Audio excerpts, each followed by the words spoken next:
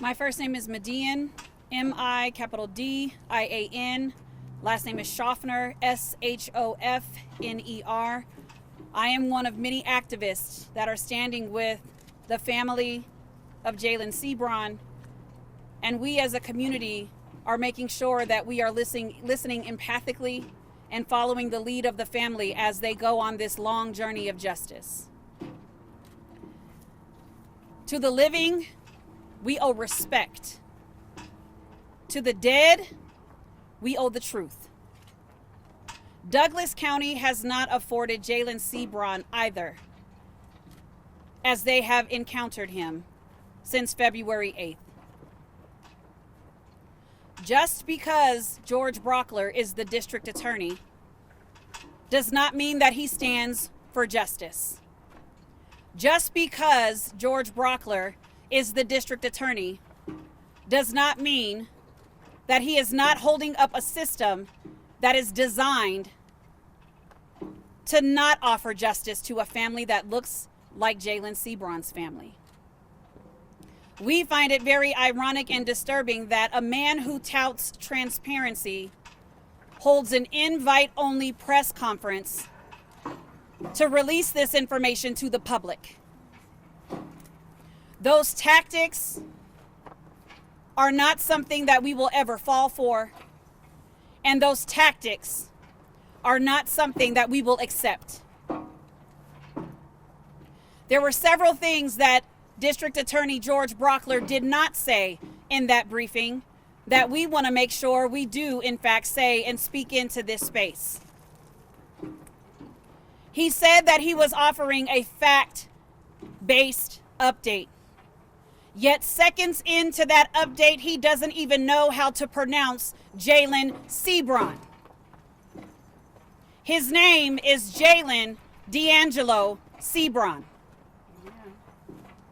If you can't get that right, then everything about your facts should be questioned.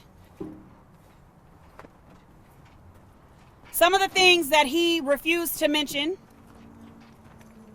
were that Jalin Seabron, as he bled out on the pavement, he was handcuffed by Officer Deputy Nicholas Moore. What he did not mention is that the individuals that he was protecting his family from, as they stood outside and he was taking his route to the car, had a weapon, specifically had a gun. Jalin was shot in the back,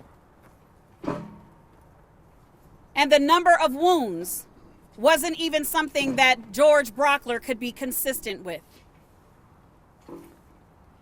If you read the CIRT investigation report, at the top of page 6, you will see that Jalin Seabron was misquoted.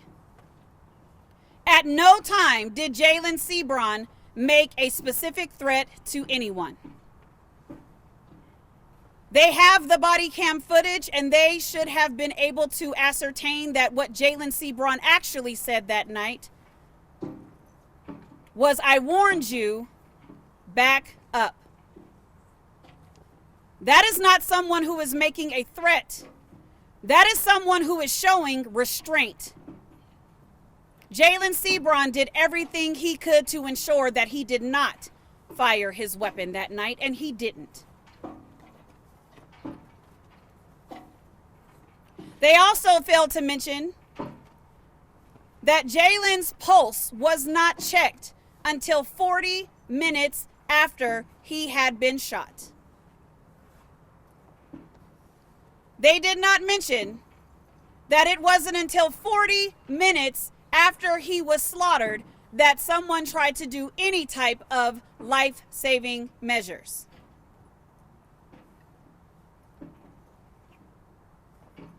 In his update, George Brauchler made sure that he told us that in the last 20 years, Douglas County is responsible for just one black male shooting.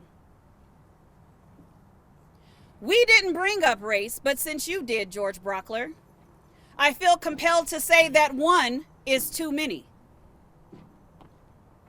I also feel compelled to remind you that we see when you show restraint to our white counterparts. And that is not isolated to James Holmes. We see when our white counterparts are actually threatening the officers, menacing vehicles against the officers, holding weapons, yet they are still being detained alive. Just recently in this county, there were 2 high school students that shot people inside of a school, and those students were detained alive. Let me be clear, I am not asking you to shoot our white counterparts. We are demanding that you stop shooting us and show us the same restraint.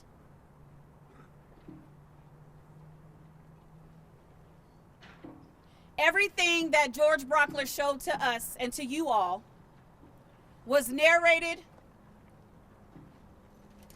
and he referenced countless freeze frames as if that was real-time activity. We implore you to watch the video for yourself. We implore you to read the CIRT investigation for yourself.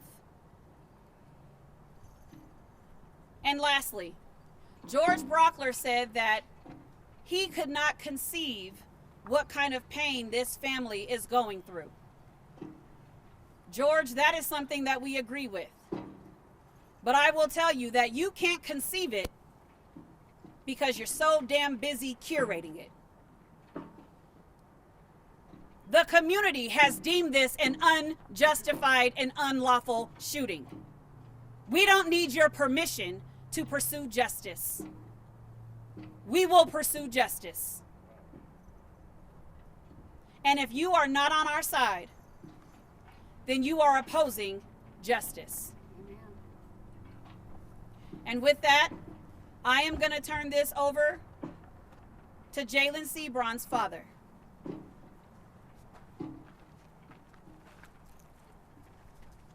I need my name, Dennis Crowley. Yeah. Touch not my anointed. Bring no harm into my prophet, says the word. Jalin was such a beautiful soul. The way that Douglas County has chosen to handle this is despicable. Shame on everybody involved. Jalin deserved much better. He was gunned down like a dog, and no humanity was shown in Officer Nick Moore's heart. Nick Moore, if you're afraid of my community, resign. Don't become a police officer. Jalen's name and legacy will live, and I pray that everybody involved will be judged by the Most High. Amen. Amen. Amen.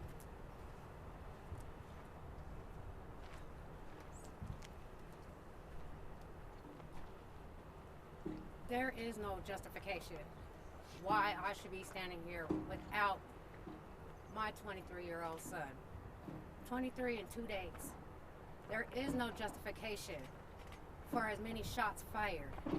There is no justification for criminalizing him before anything was ever released.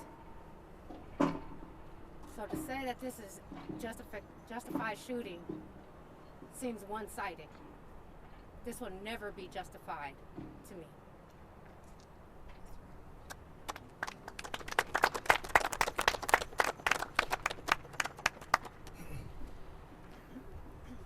Next, you will hear from Tyrone Glover. And before I call him up, I want to make sure that it is clear that this was the display of compassion that Douglas County offered to this mother today. A book of 100 practical ideas of healing your grieving heart. One of those practical ideas is to sleep tight, to make sure you eat, to think young, Disgusting. to find a quiet place. That is disgusting, disheartening, and this is what we think of your compassion. As a mother, I never even said that to her. And now you will hear from Tyrone Glover. Spell it for me. Veronica Seabron, Veronica Seasean, B-R-O-N. Thank you. So Tyrone Glover, Glover, attorney for Jalin Seabron's family. So DA Brauchler today was supposed to clear up a bunch of misinformation. And really all we heard was their faulty conclusions as to what happened to Jalin Seabron on that night. I implore you all, just like we did with releasing the raw body cam footage to everybody, to look at this actual report. It'll be online. It's enlightening as to what happened that day. Jalin Seabron, as someone pointed out during the press conference, didn't fire a shot, didn't point a gun, didn't even raise a weapon at that officer before that officer shot. Nick Moore. He says at the time he shot, he had a feeling like Mr. Seabron was going to do something. He didn't say, oh, he sort of gestured with his weapon. He didn't say that he started to turn his weapon towards him. He said that he had a feeling that he was maybe going to shoot. And then 9 shots. 7 of which hit Mr. Seabron. And don't get it twisted, they tried to say that, oh no, they were to the arm, okay? To the side of the arm. They were all from back to front. That's right. Consistent with somebody looking over their shoulder to see who's behind them. Because he didn't know. This officer came onto the scene without his siren on, so that he would be undetected. He did not want to draw attention to himself, so that he could go inside and sneak up on this active shooter that he purportedly thought was in there. But when he shows up, and to his surprise, he encounters someone in the parking lot holding a weapon, okay, not pointing it at him. And the reason why Jalin Seabron had a weapon, which they didn't really mention much at the press conference, but if you look in the actual report, you'll see this, is there's someone who's just run out of the venue brandishing a weapon, someone who they have charged in this building for menacing with a firearm. And just like we said, we didn't even know this, right? Nope. Miss Veronica said that my son was acting in a protector mode. I can just tell. And we find out today that's absolutely what was happening. Someone was coming after him, his pregnant girlfriend, and his sisters with a gun, and he was telling them to back off. I'm warning you. He's trying to leave and get everyone to safety. And while he's doing this, while he's focused on someone with a gun, and he's verbally engaged with them, and read the report, the officer even acknowledges that this verbal back and forth was still going on, is when he rolls up, no siren, does not identify himself, right? You can say drop the gun, you can say police drop the gun, or I'll shoot. Just identify yourself. And then literally, look at the timestamps in this report. Yes. The same time Yes. that he gives that final order is when the first shots go off. Yes. They try to make it look like it's sequential. No, it's the same exact timestamp. Didn't fire a shot, didn't point a gun, didn't even raise his weapon at the officer. It was a feeling. He gave no time for Jalin to comply. By the time Jalin even realizes what's going on, if he ever truly did, he's getting shot.